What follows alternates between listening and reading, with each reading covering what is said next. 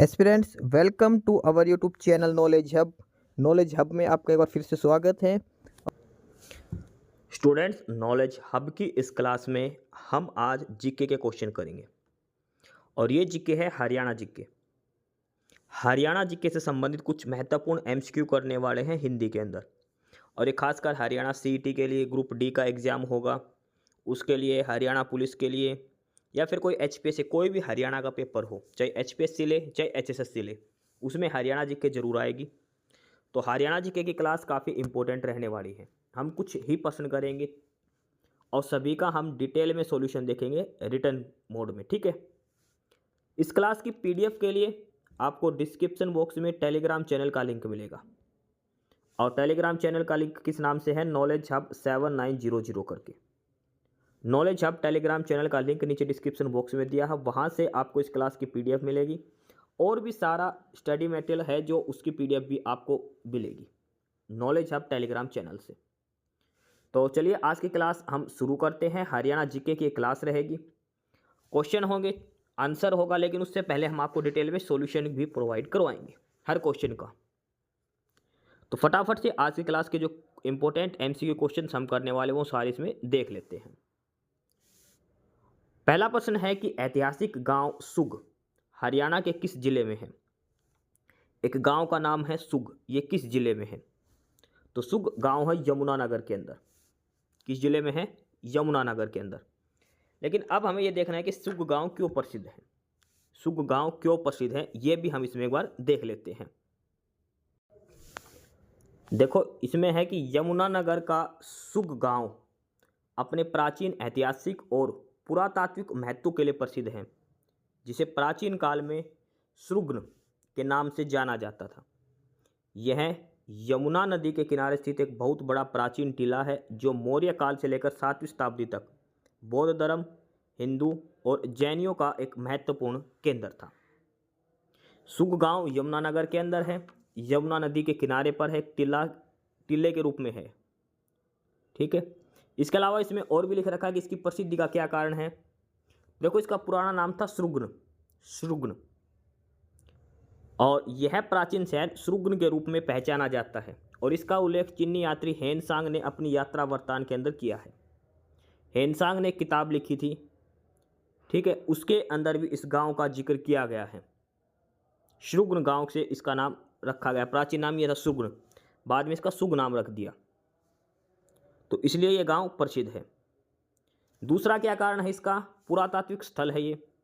यहाँ पर खुदाई में सुंग कुषाण शैली की टेराकोटा की मूर्तियाँ, विशेषकर तख्ती पर अक्सर लिखे हुए बच्चे की मूर्ति, चित्रित धूसर मृदभांड और मौर्य कालीन ब्राह्मी लिपि वाले सिक्के मिले हैं। सुग गांव जो यमुनानगर में, वहाँ पर सुंग कुषाण शैली की टेराकोटा की मूर्तियाँ मिली हैं, तख्ती पर अक्सर से लिखे हुए बच्चे की मूर्ति है, चित्रित धूसर मृदभांड है, और मौर्यकालीन ब्राह्मी लिपि वाले सिक्के यहाँ पर मिले हैं। हेनसांग से भी प्रसिद्ध हैं और प्राचीन सिक्के भी मिले हैं मौर्य काल के, ठीक है, टेराकोटा की मूर्तियाँ मिली हैं। इसके अलावा बौद्ध और प्राचीन महत्व माना जाता है कि यहाँ सम्राट अशोक द्वारा निर्मित कई स्तूप थे। यह प्राचीन सभ्यता का एक समृद्ध केंद्र रहा है। तो ये सारे महत्वपूर्ण कारण हैं जिसके यमुनानगर का एक गाँव सुगन गाँव काफ़ी प्रसिद्ध है। सुग है, प्राचीन नाम सृग्न था इसका। तो ये सारी डिटेल थी सुग गांव के बारे में। अगला प्रश्न है कि किस हरियाणवी ने 2026 में माउंट एल्ब्रुस को फतेह किया है? तो इसमें देखो हरियाणा के हिसार जिले के मलापुर गांव के निवासी रोहतास खिलेरी ने जनवरी 2026 में यूरोप की सबसे ऊंची चोटी माउंट एल्ब्रुस को, जिसकी ऊंचाई है 18,510 फीट पर, बिना ऑक्सीजन सपोर्ट के लगातार 24 घंटे बिताकर एक ऐतिहासिक वर्ल्ड रिकॉर्ड बनाया है। इससे पहले रेवाड़ी के नरेंद्र यादव ने 15 अगस्त 2025 को तीसरी बार इस चोटी पर तिरंगा फहराया था। तो 2026 की बात करें तो जनवरी 2026 रोहतक का है रहने वाला रोहतास खिलेरी, यूरोप की सबसे ऊंची चोटी है माउंट एल्ब्रुस। देखो ध्यान रखना, माउंट एल्ब्रुस किस महाद्वीप की सबसे ऊंची चोटी है? यूरोप की। किस देश के अंदर है ये? रसिया के अंदर, ये भी ध्यान रखना, रूस के अंदर है माउंट एल्ब्रुस। इसकी सबसे ऊंची चोटी 18,510 फीट रोहतक के हाँ सॉरी, हिसार जिले के रोहतास खिलेरी ने 24 घंटे बिताए यहाँ पर बिना ऑक्सीजन सपोर्ट के। इससे पहले एक और है रेवाड़ी से नरेंद्र यादव, इन्होंने 15 अगस्त 2025 को तीसरी बार इस चोटी पर तिरंगा फहराया था, 15 अगस्त 2025 को। ठीक है, -50 डिग्री तापमान है, 24 घंटे बिना ऑक्सीजन के। ठीक है, इसके अलावा हिसार के ही परविंद कुमार और राकेश काद्यान ने भी माउंट एल्ब्रूस को फतेह करके हरियाणा का नाम रोशन किया है। तो पसंद में था 2026 का, तो 2026 में अभी करा था हिसार के रोहतास ने। ठीक है, हिसार के परविंद ने फतेह कर चुका है, राकेश काद्यान भी, और 15 अगस्त 2025 को रेवाड़ी के नरेंद्र यादव ने भी माउंट एल्ब्रूस पर तिरंगा फहराया था। ये यूरोप की सबसे ऊंची चोटी है, सबसे ऊंचा चोटी है माउंट एल्ब्रूस, 18,510 फुट की है। ये सारी चीज़ें इसमें ध्यान रखनी है। तो किस हरियाणवी ने 2026 में माउंट एल्ब्रस को फतेह किया? रोहतास खिलेरी ने, रोहतास खिलेरी। तीसरा प्रश्न है कि हरियाणा के निम्नलिखित राज्यपालों में से कौन सा एक ICS अधिकारी था? हरियाणा के कौन सा एक गवर्नर था जो हरियाणा गवर्नर होने के अलावा एक ICS अधिकारी था? पहले कौन सा है जो हरियाणा के राज्यपालों में से एक ICS अधिकारी था? तो वो थे श्री धर्मवीर, श्री धर्मवीर। हरियाणा के प्रथम राज्यपाल श्री धर्मवीर, इनका कार्यकाल था 1 नवंबर 1966 से 14 सितंबर 1967 तक। जो धर्मवीर जी थे ये हरियाणा के पहले गवर्नर बने थे, पहले राज्यपाल बने थे। 1 नवंबर 1966 को हरियाणा बना, तब से लेकर 14 सितंबर 1967 तक। और ये एक प्रतिष्ठित ICS अधिकारी थे और उन्होंने नवगठित राज्य के प्रशासनिक ढांचे को स्थापित करने में महत्वपूर्ण भूमिका निभाई थी। फर्स्ट गवर्नर ऑफ हरियाणा कौन थे? श्री धर्मवीर। अब एक बार हम एक लिस्ट देखते हैं कि जब 1947 को भारत आज़ाद हुआ तो हरियाणा, पंजाब और हिमाचल प्रदेश तीनों एक ही थे। ठीक है, तो उस समय कौन कौन गवर्नर बना था? 1947 में जब आज़ाद हुआ तो हरियाणा और पंजाब एक ही राज्य थे, तो उस समय गवर्नर कौन कौन थे? 1966 तक कौन कौन गवर्नर बना था वो और देखते हैं एक बार। देखो यहाँ से इसमें हम देखेंगे कि पंजाब के 1947 से लेकर 1966 तक, उस समय तो पंजाब ही था कंबाइन, ये हरियाणा भी, हिमाचल प्रदेश उसमें शामिल था। जब 15 अगस्त 1947 को भारत आज़ाद हुआ तो पहले गवर्नर जो बने थे, पहले राज्यपाल बने थे, वो बने थे चंदूलाल माधवलाल त्रिवेदी। काफ़ी इंपॉर्टेंट पर्सन है ये, चंदूलाल माधवलाल त्रिवेदी। उस समय हरियाणा पंजाब का हिस्सा था 1947 में, तो पहला गवर्नर बना था चंदूलाल माधवलाल त्रिवेदी 15 अगस्त 1947 को, और 11 मार्च 1953 तक रहा। फिर बने चंद्रेश्वर प्रसाद नारायण सिंह 1953 से 1958। फिर बने नरहिर विष्णु गौडगिल 1958 से लेकर 1962 तक। फिर बने पट्टोम एथाऊ पिल्लई, हाफिज मोहम्मद इब्राहिम, फिर उज्ज्वल सिंह, फिर धर्मवीर। अब यहाँ से देखो, हरियाणा जब आज़ाद हुआ ना 1 नवंबर 1966 को, जब हरियाणा बना, आज़ाद नहीं सॉरी, हरियाणा बना तब पंजाब से अलग हुआ, उस समय तक धर्मवीर गवर्नर थे। यानी कि कंबाइंड हरियाणा और पंजाब, हरियाणा और पंजाब दोनों के गवर्नर थे धर्मवीर। 27 जून 1966 को बने थे। फिर 1 नवंबर 1966 को जैसे ही हरियाणा बना तो इनको हरियाणा का गवर्नर बना दिया गया था। ठीक है, हरियाणा का गवर्नर बनने से पहले पंजाब हरियाणा कंबाइन थे, उस समय भी ये गवर्नर थे। और 1947 में जब भारत आज़ाद हुआ तो पहला गवर्नर कौन बना था? तो ये भी नाम आपको ध्यान रखना है, चंदूलाल माधवलाल त्रिवेदी। ये पहले गवर्नर थे। उस समय पंजाब, हरियाणा और हिमाचल प्रदेश तीनों एक ही राज्य हुआ करते थे पंजाब के नाम से। चंदूलाल माधवलाल त्रिवेदी 15 अगस्त 1947 को पहले गवर्नर बने थे, ये पहले राज्यपाल। तो जो गवर्नर, जो राज्यपाल ICS अधिकारी थे वो थे श्री धर्मवीर, पहले हरियाणा के राज्यपाल। प्रश्न नंबर 4 है कि मौर्यकालीन स्तूप के साक्ष्य कहाँ से प्राप्त हुए हैं? मौर्यकालीन स्तूप ये है थानेसर कुरुक्षेत्र से, थानेसर कुरुक्षेत्र से। इस क्लास की PDF के लिए आप हमारा टेलीग्राम चैनल ज्वाइन कर लीजिए, नॉलेज हब 7900 करके। डिस्क्रिप्शन बॉक्स में उसका लिंक दिया है, नॉलेज हब चैनल जरूर ज्वाइन करें। काफ़ी सारा स्टडी मटेरियल, काफ़ी सारी PDF आपको वहाँ पर मिलने वाली है। आगे है प्रश्न नंबर 5। इसमें दिया है गीता जयंती समारोह किस माह में मनाया जाता है? गीता जयंती समारोह किस माह के, किस महीने के अंदर मनाया जाता है? तो ये बनाया जाता है मार्गशीर्ष महीने के अंदर। मार्गशीर्ष मतलब होता है जो हमारा पोष, माघ, फाल्गुन, चैत्र, बैसाख ऐसे जो करते हैं उसके अंदर, मार्गशीर्ष, ये लगभग दिसंबर के अंदर आता है, नवंबर एंड से लेकर दिसंबर तक। ठीक है, इसके बाद पोष शुरू हो जाता है, पोष, माघ, फाल्गुन, चैत्र, वैशाख ऐसे करके। ठीक है, तो ये मनाया जाता है मार्गशीर्ष के अंदर। अब गीता जयंती समारोह 2025 का तो हो चुका, नवंबर दिसंबर में हुआ था। 2026 का अभी होगा नवंबर दिसंबर 2026 में।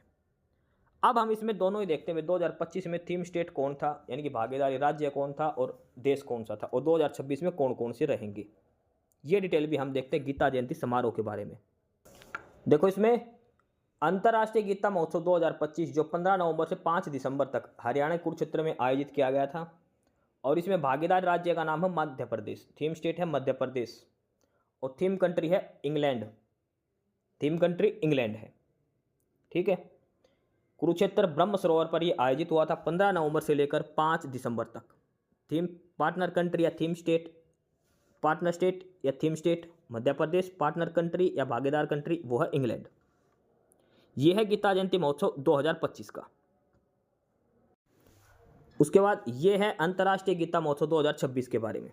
अंतर्राष्ट्रीय गीता महोत्सव ये होगा 2 से लेकर 20 दिसंबर 2026 तक। 2 दिसंबर से लेकर 20 दिसंबर तक इसका आयोजन किया जाएगा कुरुक्षेत्र के अंदर ही। पार्टनर स्टेट बनाने की बात चल रही है किसको, उड़ीसा को, और पार्टनर कंट्री कौन बनेगा, तंजानिया। थीम क्या रहेगी, वसुधैव कुटुंबकम। ये सारी बातें गीता जयंती महोत्सव के बारे में। तो 21 महीने में मनाया जाता है, मार्गशीर्ष महीने के अंदर मनाया जाता है। अगला है कि हरियाणा सेवा का अधिकार आयोग के मुख्य आयुक्त कौन है। सेवा का अधिकार आयोग के वो बनाए थे टीसी गुप्ता को बनाया गया था, ऑटो अपील सिस्टम वो वाला। अगला प्रश्न है कि हरियाणा में चिंकारा प्रजनन केंद्र कहाँ है। देखो, जितने भी प्रजनन केंद्र है ना, मोस्ट इंपॉर्टेंट है, यहाँ से प्रश्न जरूर बनेगा पेपर के अंदर। इसमें पूछा गया कि चिंकारा प्रजनन केंद्र, तो ये है कैरू के अंदर। कैरू कहाँ पर है, भिवानी डिस्ट्रिक्ट के अंदर। भिवानी के अंदर एक कैरू नाम का स्थान है, गांव है, जहां पर चिंकारा प्रजनन केंद्र है, भिवानी डिस्ट्रिक्ट के अंदर है यह। अगला प्रश्न है, हरियाणा राज्य सहकारी कृषि एवं ग्रामीण विकास बोर्ड लिमिटेड की स्थापना कब हुई। हरियाणा राज्य सहकारी कृषि, Haryana state cooperative agriculture rural development bank, HSCARDB के नाम से जानते हैं। हरियाणा राज्य सहकारी कृषि एवं ग्रामीण विकास बोर्ड लिमिटेड जो बैंक है, इसकी स्थापना कब हुई थी। तो इसकी स्थापना हुई थी HSCARDB की, इसकी स्थापना हुई थी 1 नवंबर 1966 को ही। जिस दिन हरियाणा बना था उसी दिन इसकी स्थापना की गई थी, 1 नवंबर 1966 को। अगला प्रश्न है, हरियाणा में राज्य सूचना प्रौद्योगिकी संस्थान, Indian institute of information technology, IIIT कहाँ पर है। IIT नहीं है, ये IIIT है, Indian institute of information technology कहाँ पर है। IIIT हरियाणा के अंदर कहाँ पर है, किस जिले के अंदर है। तो भारतीय सूचना प्रौद्योगिकी संस्थान IIIT ये सोनीपत के अंदर है, और इसकी स्थापना 2014 में राष्ट्रीय महत्व के संस्थान के रूप में PPP मॉडल के तहत की थी, पब्लिक प्राइवेट पार्टनरशिप के तहत। ठीक है, तो IIIT कहाँ पर है, सोनीपत के अंदर है। स्थापना कब हुई थी, 2014 के अंदर की गई थी इसकी। तो प्रश्न नंबर 9 का क्या आंसर हो जाएगा, सोनीपत। प्रश्न नंबर 10 है कि हरियाणा का मुख्य सूचना अधिकारी कौन है, चीफ इंफॉर्मेशन कमिश्नर कौन है। तो ये तो गलत है, विजयवर्धन पहले थे, अब नए बन गए थे, वो कौन है, मुख्य सूचना अधिकारी chief information commission of Haryana कौन है। हरियाणा राज्य सूचना आयोग, हरियाणा स्टेट इंफॉर्मेशन कमीशन के वर्तमान मुख्य सूचना आयुक्त chief information commissioner Shri TVS प्रसाद हैं, रिटायर्ड IAS हैं, जो हरियाणा के चीफ सेक्रेटरी भी रह चुके हैं। Shri TVS Prasad chief information commissioner of Haryana है, और इन्होंने शपथ कब ली थी, मई 2025 में इन्होंने इस पद की शपथ ली थी। वे राज्य में सूचना का अधिकार के मामलों की निगरानी और पारदर्शिता सुनिश्चित करने के लिए सर्वोच्च पद पर है। चीफ इंफॉर्मेशन कमिश्नर हरियाणा के श्री TVS प्रसाद, जो हरियाणा के चीफ सेक्रेटरी मुख्य सचिव भी रह चुके हैं, TVS प्रसाद। तो प्रश्न नंबर 10 का क्या आंसर आएगा, TVS प्रसाद जो है वो हरियाणा के वर्तमान में मुख्य सूचना अधिकारी है। इस क्लास की PDF के लिए आप हमारा टेलीग्राम चैनल जरूर ज्वाइन करें, नॉलेज हब, डिस्क्रिप्शन बॉक्स में इसका लिंक दिया है। वहाँ पर काफ़ी सारा स्टडी मटेरियल, काफ़ी सारी PDF आपको मिलने वाली है। आगे प्रश्न नंबर 11 कि हरियाणा में गिद्ध संरक्षण केंद्र कहाँ है। देखो गिद्ध संरक्षण केंद्र, और यह है पिंजौर कालका के अंदर, पिंजौर के अंदर है। ठीक है, गिद्ध प्रजनन केंद्र है पिंजौर। प्रश्न नंबर 12 है UPSC के चेयरमैन जो कालांतर में हरियाणा के राज्यपाल बने, यानी कि ये हरियाणा के गवर्नर बने, इसके अलावा UPSC के चेयरमैन भी रह चुके हैं। कौन से ऐसे गवर्नर हैं जो UPSC के चेयरमैन भी थे? तो यह है डॉक्टर AR किदवई, अल्लाह अखलाक उर रहमान किदवई। 7 जुलाई 2004 से लेकर 27 जुलाई 2009 तक, 2004 से लेकर 2009 तक ये हरियाणा के गवर्नर रहे थे। इससे पहले ये UPSC के चेयरमैन भी थे। AR किदवई जो हरियाणा के गवर्नर थे 2004 से लेकर 2009 तक। ठीक है, और इस समय प्रेसिडेंट कौन था? APJ अब्दुल कलाम साहब थे इस समय। ठीक है, 2004 से 2009 तक ये हरियाणा के गवर्नर रहे। इससे पहले ये UPSC के चेयरमैन भी बनाए गए थे, अखलाक उर रहमान किदवई। तो क्या नाम आएगा? Doctor AR Kidwai. Doctor AR Kidwai जो UPSC के चेयरमैन थे और बाद में हरियाणा के गवर्नर बने। प्रश्न नंबर 13 कि हरियाणा के किस जिले में खेलो इंडिया महिला तीरंदाजी प्रतियोगिता का आयोजन किया गया? ये सोनीपत के अंदर किया गया था। अगला है कि हरियाणा में कितनी तहसीलें हैं? हरियाणा में कितनी तहसील है? तो 95 है। अभी फिलहाल बजट आएगा, उससे पहले जो सारांश आता है उसमें सारी डिटेल आपको फिर से दी जाएगी, क्योंकि हरियाणा में अब 23 जिले हो चुके हैं। हांसी को नया जिला बना दिया, 23 जिले अब वर्तमान हरियाणा में हो चुके हैं। अगला है प्रश्न नंबर 15, चावल की फसल को अधिक परंपरागत फसलों से प्रतिस्थापित करने हेतु हरियाणा सरकार द्वारा कौन सी योजना चलाई जा रही है? भाई चावल की खेती में, धान की खेती में पानी ज़्यादा लगता है, तो उसकी जगह सरकार ने कहा कि आप दूसरी फसल उगाओ जिसमें पानी कम खर्च हो। तो कौन सी योजना ऐसी चलाई गई है पानी बचाने के लिए? तो वो योजना चलाई गई है मेरा पानी मेरी विरासत योजना। मेरा पानी मेरी विरासत योजना। मेरा पानी मेरी विरासत योजना हरियाणा सरकार के द्वारा 6 मई 2020 को शुरू की गई थी। मेरा पानी मेरी विरासत योजना 6 मई 2020 को हरियाणा सरकार द्वारा शुरू की गई थी। अब इसका उद्देश्य क्या है? तो इस फसल का मतलब क्यों की गई थी? तो धान की सीधी बुआई की बजाय कम पानी वाली फसलें जैसे मक्का, बाजरा, दाल, सब्जियों को बढ़ावा देना और भूजल स्तर को बचाना। भाई धान की खेती में पानी ज़्यादा लगता है, इसलिए उसकी सीधी बुआई की बजाय आप कम पानी वाली फसलें, मक्का उगाओ, बाजरा उगाओ, दाल, सब्जियां, ये सारी उगाओ ताकि भूजल स्तर बचे, पानी ज़्यादा नीचे ना जाए। इसके लिए सरकार ने क्या किया था? मेरा पानी मेरी विरासत के तहत जो भी दूसरी फसल उगाएगा धान के अलावा, उसको 7,000 रुपये प्रति एकड़ की प्रोत्साहन राशि सरकार द्वारा दी जाएगी। 7,000 रुपये प्रति एकड़ प्रोत्साहन राशि सरकार देती है अगर आप धान की जगह कोई दूसरी फसल उगाते हैं तो, कम पानी वाली। मेरा पानी मेरी विरासत योजना 2020 में शुरू की गई थी, 6 मई 2020 में। तो ये सारी डिटेल थी मेरा पानी मेरी विरासत योजना के बारे में। अगला प्रश्न है कि हरियाणा में national institute of fashion technology NIFT कहाँ पर है? National institute of fashion technology, और ये कहाँ पर है? पंचकुला के अंदर है। National institute of fashion technology Panchkula के अंदर है। प्रश्न नंबर 17 है हरियाणा के निम्नलिखित संतों में से कौन से संत पूर्ण भगत के नाम से लोकप्रिय थे?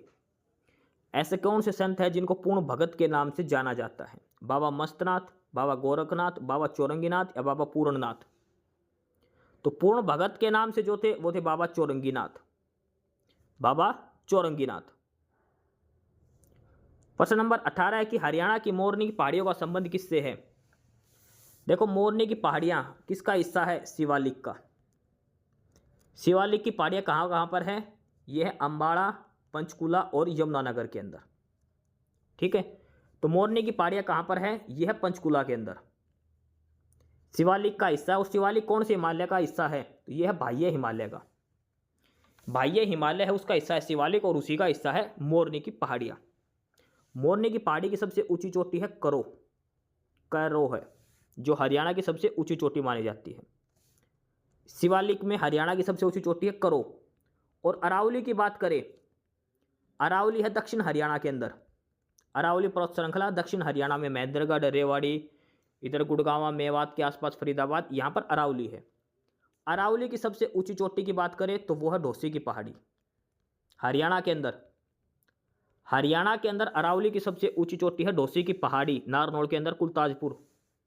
और अगर पूरी अरावली की बात करें हरियाणा राजस्थान को मिलाकर तो वो है गुरु शिखर।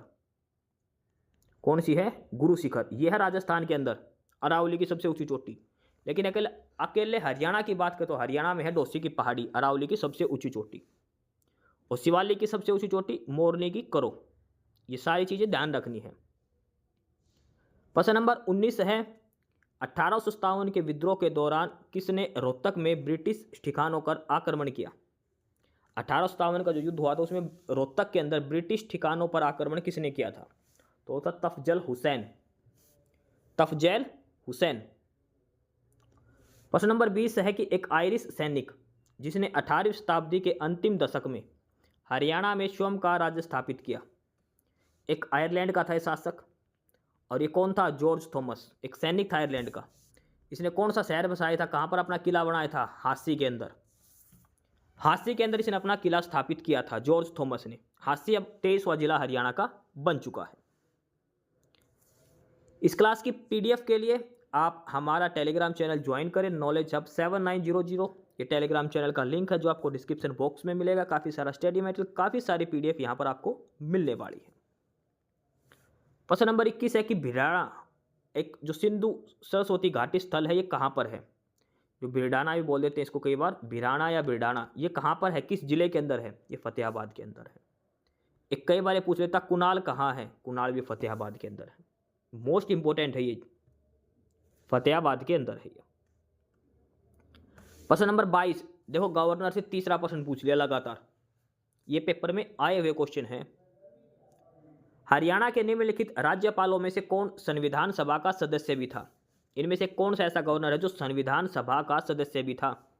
हरियाणा का राज्यपाल बनने से पहले जो संविधान सभा बनी थी 1947 से पहले, उसका सदस्य था सरदार हरचरण सिंह बराड़, जयसुखलाल हाथी, महावीर प्रसाद या फिर बाबू रामानंद। तो जो हरियाणा के गवर्नर संविधान सभा के सदस्य थे उनका नाम है जयसुखलाल हाथी।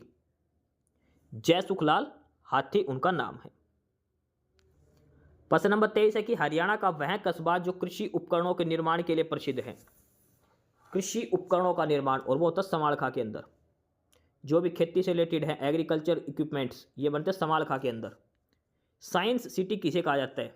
साइंटिफिक जो इक्विपमेंट्स है वो कहाँ मिलते हैं? वो मिलते हैं अम्बाड़ा के अंदर।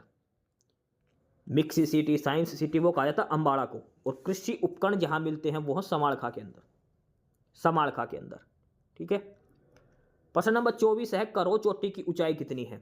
करो, अभी हमें ऊपर पढ़ा था, करो किसकी सबसे ऊंची चोटी है? मोरनी की। अगर ये पूछे कि हरियाणा पर्वत श्रृंखलाओं में सबसे ऊंची चोटी कौन सी है, तो वो करो ही है। किस पहाड़ी का हिस्सा है ये? मोरनी की पहाड़ी का हिस्सा करो चोटी।